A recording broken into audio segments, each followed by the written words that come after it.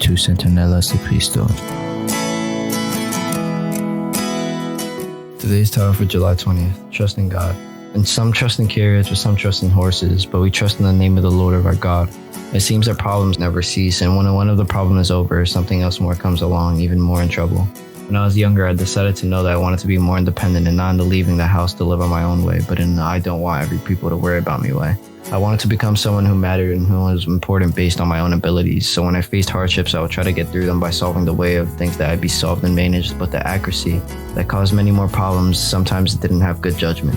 And my decisions only compounded my problems, as once I read my favorite story in the Bible. It's the story of Joseph, and I began to wonder what it had been like to say to God, take my life and do what you think is best. Just that by that little decision of giving himself to God, Joseph became great. And as I considered that story, I realized, no needly do I simply need to follow the path of Christ as he has it set for all of us.